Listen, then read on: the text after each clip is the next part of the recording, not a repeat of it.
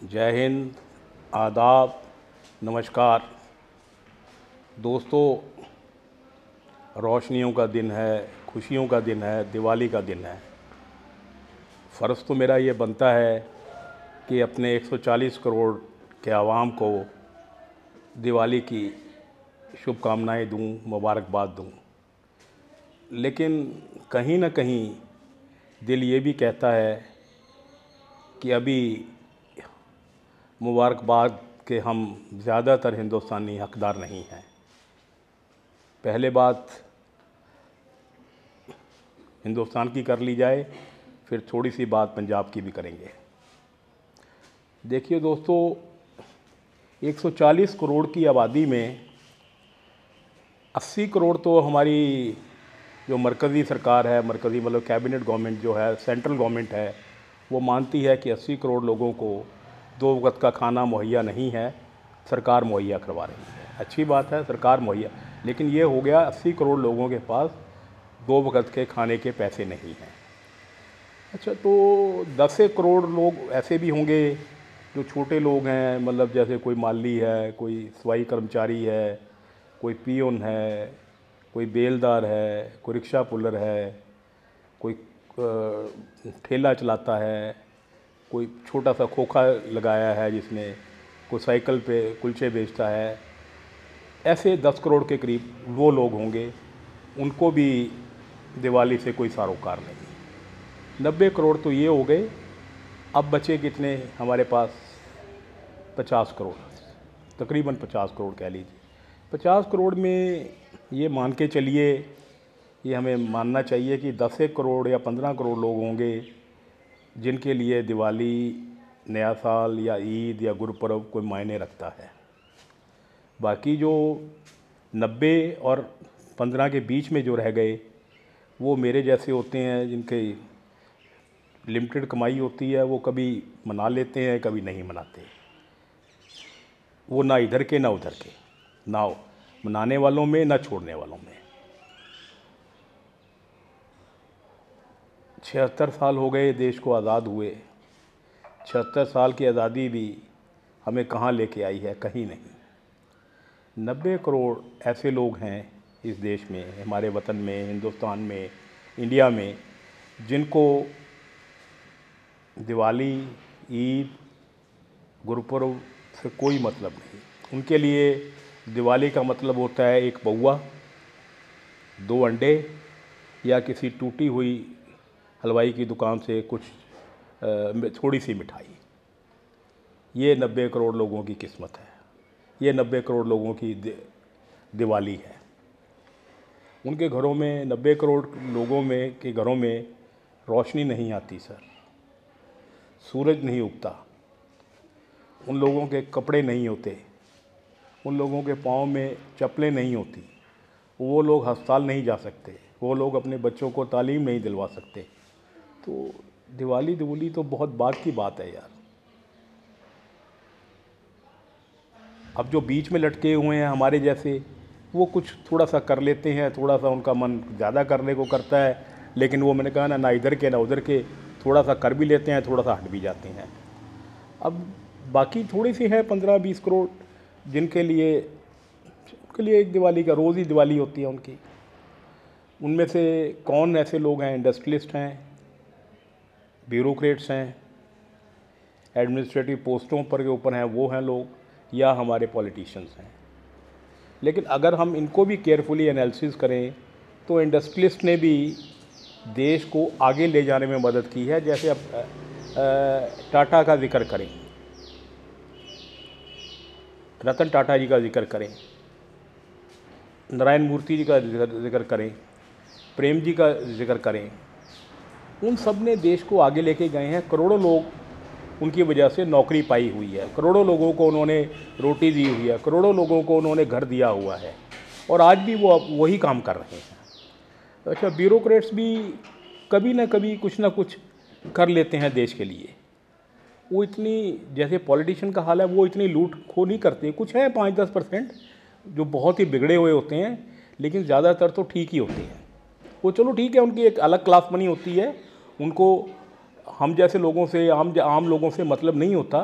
वो भी एक किस्म के राजे हैं, लेकिन फिर भी वो देश का इतना नुकसान नहीं करते जितना ये बिरादरी करती है पॉलिटिशियंस की। जो 90 करोड़ की आबादी आज है 76 साल की आज़ादी के बाद, वो सिर्फ़ हमारे पॉलिटिशियंस की बदौलत है, वो सिर्फ़ हमारे सियासतदानों की वजह से है। जो हमारे पॉलिटिशियंस हैं वो सिर्फ़ देश को लूटने का काम करते हैं, सिर्फ़ देश को बर्बाद करने का काम करते हैं, चाहे वो कोई भी हो। मैं इससे मतलब नहीं रखता वो कांग्रेस है या बीजेपी है या अकाली दल है या आम आदमी है, कोई भी है।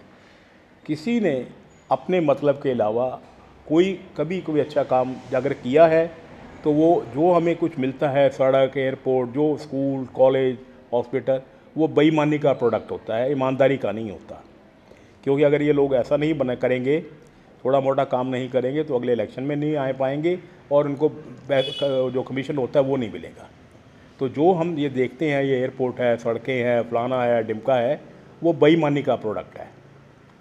तो हिंदुस्तान की बर्बादी की का कारण हमारे सियासतदान हैं और कोई नहीं है। और उससे ज़्यादा अगर हम कहें तो हम लोग हैं 90 करोड़ और जो बीच में लटके हुए 15-20 करोड़, क्योंकि हम हमेशा थोड़ी छोटी छोटी बातों पर खुश होकर अपने देश को भूलकर ऐसे गिद्धों को, ऐसे भेड़ियों को आगे लेके आते हैं। जब तक हम अपनी सोच नहीं बदलेंगे तो ऐसे ही दिवाली आती रहेगी अंधेरी, ऐसी ही काली दिवाली आएगी। आप लोगों का मुकद्दर ना कभी चेंज हुआ है ना कभी होगा जब तक आप खुद नहीं बदलोगे। बहुत ही चिंताजनक स्थिति है ये, अगर हम समझ पाए तो।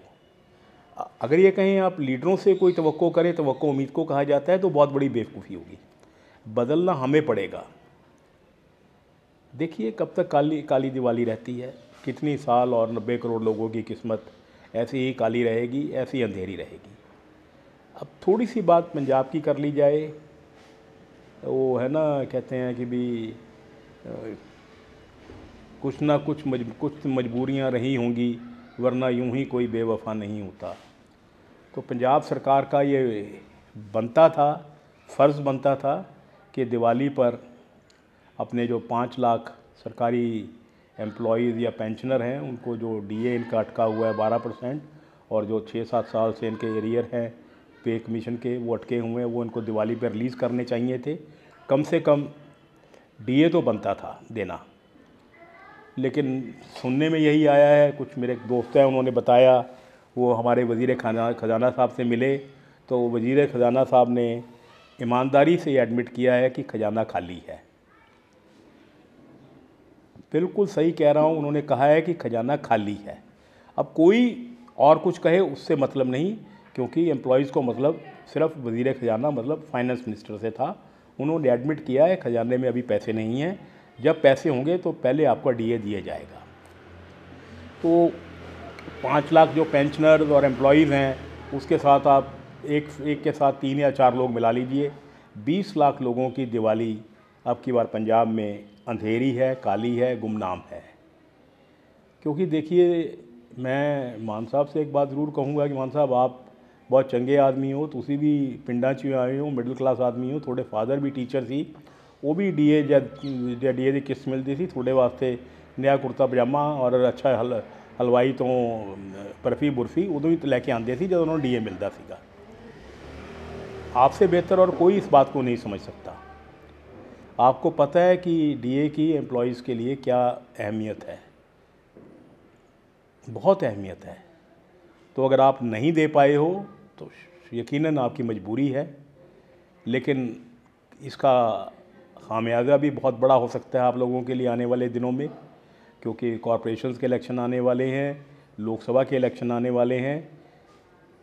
ये शायद मैं एक बात ज़रूर कहूँगा कि बहुत देर हो जाए, इससे पहले आप लोगों को जागना चाहिए।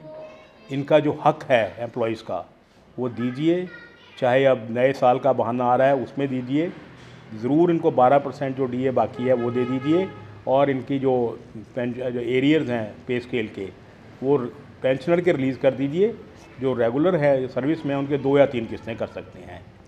ये करेंगे तो अच्छा रहेगा सर, सरकार चलती रहेगी, लोग खुश होते रहेंगे।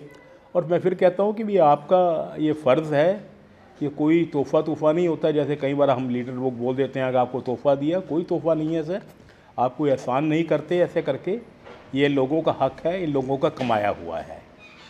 आप लोग अच्छे आदमी हो, नौकरियाँ दे रहे हो, बहुत बढ़िया बात है। तो ये 20 लाख लोगों की तरफ भी देखिए, उनकी दिवाली इस साल ना सही अगले साल अच्छी हो जाए, इसी दुआ के साथ खुदा हाफ़िज़।